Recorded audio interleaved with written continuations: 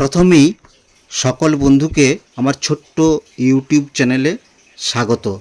আমরা সকলেই জানি যে আমাদের বাঁকুড়া জেলা প্রাকৃতিক সম্পদে পরিপূর্ণ একটি জেলা। প্রাকৃতিক সম্পদে পরিপূর্ণ বাঁকুড়া জেলার পর্যটন স্থলগুলোর মধ্যে যে স্থানটি পশ্চিমবঙ্গের বিভিন্ন প্রান্তের মানুষের অত্যন্ত প্রিয় সেটি হলো মুকুটমণিপুর জলাধার। মুকুটমণিপুর জলাধার সম্বন্ধে আমার আজকের এই ভিডিও। মুকুটমণিপুর জলাধার সম্বন্ধে সমস্ত তথ্য জানতে হলে আমার এই ভিডিওটি শেষ পর্যন্ত দেখুন। ভিডিওটি সম্পূর্ণ দেখার পর ভালো লাগলে লাইক, শেয়ার ও কমেন্ট করে দেবেন এবং আমার এই চ্যানেলটিতে যদি নতুন দর্শক হিসাবে এসে থাকেন তাহলে অবশ্যই আমার এই চ্যানেলটিকে সাবস্ক্রাইব করে সাথে ও পাশে থাকবেন। তো মুকুটমণিপুর যে জলাধার, সেখানে মুকুটমণিপুর এই জলাধার ছাড়াও সেখানে বেশ কয়েকটি দর্শনীয় স্থান রয়েছে, আর সেগুলো হলো কংসাবতী ও কুমারী নদীর মিলনস্থল, মুসাফিরানা ভিউ পয়েন্ট, পরেশনাথ শিব মন্দির, পরেশনাথ কালী মন্দির, ডিয়ার পার্ক, সোনার বাংলা পার্ক। এই সব দর্শনীয় স্থানগুলো দেখতে হলে আপনাকে প্রথমেই ওই বাঁধের পাড়ে যে টোটো স্ট্যান্ড রয়েছে সেখানে আপনাকে যেতে হবে। এই দেখতে পাচ্ছেন আমার ভিডিওতে যে টিকিট কাউন্টার, এটি হচ্ছে টোটো স্ট্যান্ডের টিকিট কাউন্টার। এখানে টিকিট কেটে আপনি টোটো করে কংসাবতী ও কুমারী নদীর মিলনস্থলে পৌঁছে যেতে পারবেন।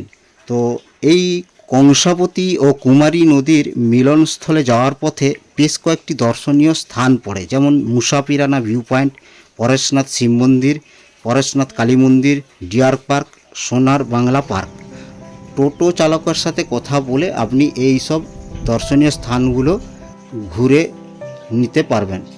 তো এখন আমরা যাচ্ছি, দেখুন টোটো চেপে সোজা কংসাবতী ও কুমারী নদীর যে মিলনস্থল সেই দিকে আমরা এগিয়ে যাচ্ছি। যে ড্যামের পাড় বরাবর যে রাস্তা, সেই পাড় বরাবর রাস্তা দিয়ে। তো এই এখন আমাদের গন্তব্য হলো কংসাবতী কুমারী নদীর যে মিলনস্থল, সেখানে যাওয়ার জন্য আমরা এগিয়ে যাচ্ছি। তো এই কংসাবতী কুমারী নদীর মিলনস্থলের পথে পড়ে মুসাফিরানা ভিউ পয়েন্ট, সেটা আপনারা ঘুরে নেবেন অবশ্যই, কারণ এই মুসাফিরানা ভিউ পয়েন্টে ছবি তুলতে আপনার খুব ভালো লাগবে। এরপরে চলে যাচ্ছি আমরা পরেশনাথ যে শিব মন্দির রয়েছে, সেই পরেশনাথ শিব মন্দিরে আমরা পৌঁছে গিয়েছি।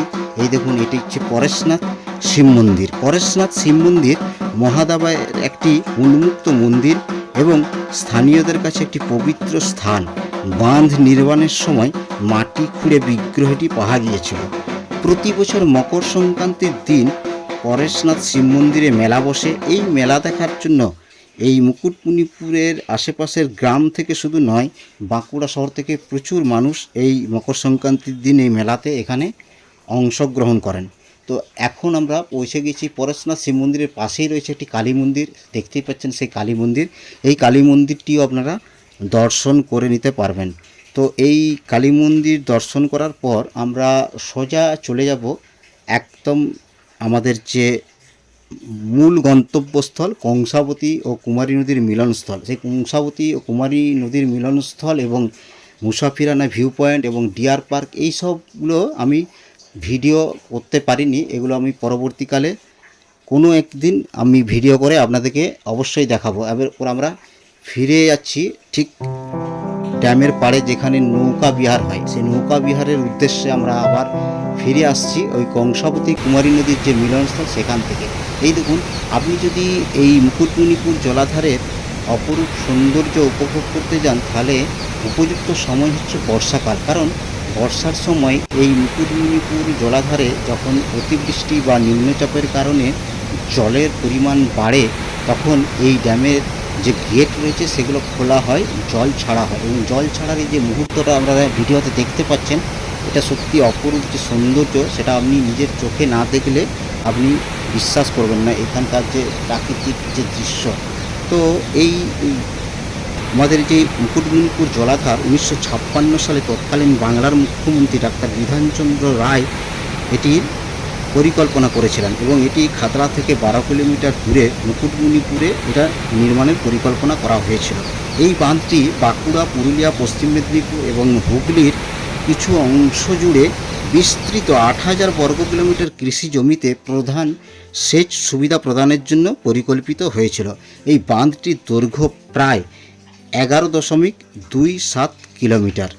তো এই মুকুটমণিপুর জলাধার এটি আমাদের খাতড়া শহর থেকে প্রায় 12 কিলোমিটার দূরে। এরপর আসি এখানে পৌঁছাবেন কি করে। আপনি বাঁকুড়া শহর থেকে বাস পেয়ে যাবেন। আপনি যদি বলেন 4 চাকা গাড়ি ভাড়া করে আপনি যাবেন, সে তাও যেতে পারেন। খাতড়া শহর থেকেও আপনি, খাতড়া যে শহর বা খাতড়া শহরই বলা চলে, তো খাতড়া শহর থেকেও আপনি যেতে পারেন এখানে। তো এরপর আসি, এখানে আপনি যদি এখানে 2-1 দিনের জন্য সময় কাটাতে যান, তাহলে আপনি কিভাবে এখানে থাকবেন। এখানে থাকার জন্য আপনি বহু বেসরকারি হোটেল, লজ এবং রিসর্ট পেয়ে যাবেন, এবং এখানে আপনি রাত্রি যাপনও করতে পারবেন এইসব হোটেল, লজ, রিসর্টে। আর খাবারের বিষয়টা আসছে, আপনি সে হোটেল, লজ বা রিসর্টগুলোতে খাবার তো পাবেনই। আপনি এখানে এই মুকুটমণিপুর জলাধারের পাড়ে বেশ কয়েকটি হোটেল রয়েছে, যেখানে আপনি সুলভ মূল্যে সকাল, দুপুর এবং রাত্রিবেলার খাবারও পেয়ে যাবেন। তো এইখানে দেখতে পাচ্ছেন, এই যে আপনি ভিডিওতে দেখতে পাচ্ছেন দূরে যে কাউন্টারটি, এটি হচ্ছে নৌকা বিহারের জন্য। এখানে আপনাকে টিকিট কাটতে হবে। এই যে এই কাউন্টার, এখানে আপনি টিকিট কেটে আপনি এখানে যে জলাধারে সেখানে আপনি নৌকা বিহার করতে পারেন। তো নৌকা বিহার না করলে আপনার বোধহয় মুকুটমণিপুর ড্যাম ঘোরাটা অসম্পূর্ণ থেকে যাবে। তো এই মুকুটমণিপুর ড্যামের মূল আকর্ষণ হয় যদি, সেটি হলো এই নৌকা বিহার। তো নৌকা বিহার করে অবশ্যই আপনি এখানকার যে প্রাকৃতিক সৌন্দর্যকে আপনি উপভোগ করুন। এরপর আসি, অত্যন্ত আনন্দের একটা খবর আছে, কারণ এই বাঁকুড়া জেলার এই পর্যটন কেন্দ্রটিকে আরও জনপ্রিয় করে তোলার জন্য এখানে সম্প্রতি এখানে রোপওয়ে এবং একটি বিশ্বমানের চিড়িয়াখানা তৈরির পরিকল্পনা করেছে আমাদের নবগঠিত পশ্চিমবঙ্গ সরকার। যদি এই মুকুটমণিপুর ড্যামে রোপওয়ে চালু হয় এবং এখানে যে বিশ্বমানের যে চিড়িয়াখানা তৈরির যে ভাবনা, সেটা যদি বাস্তবায়িত হয়, তাহলে এখানকার যে আর্থিক যে এখানকার যে উন্নয়ন, সেটা অনেকাংশে বৃদ্ধি পাবে। এবং এখানকার এই খবর শুনে এই মুকুটমণিপুরের স্থানীয় মানুষদের মধ্যে উৎসাহ কিন্তু তুঙ্গে।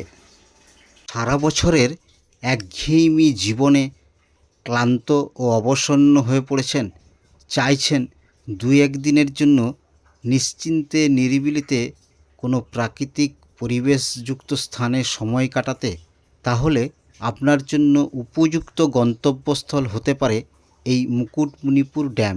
মুকুটমণিপুর ড্যামে থাকার জন্য আপনি বিভিন্ন বেসরকারি হোটেল, লজ, রিসোর্ট পেয়ে যাবেন। এখানে থাকার সময় সন্ধ্যা বা রাত্রের যে প্রাকৃতিক যে দৃশ্য, সেটা আপনি অবশ্যই উপভোগ করার সুযোগ পাবেন যদি এখানে আপনি থাকেন। শুধুমাত্র বেসরকারি হোটেল, লজ বা রিসোর্ট রয়েছে তাই নয়, এখানে পশ্চিমবঙ্গ সরকারের যুব আবাস রয়েছে, যেখানে আপনি ওদের ওয়েবসাইটে গিয়ে অনলাইনে আপনি বুক করে সেখানে 3 দিনের জন্য থাকতে পারবেন।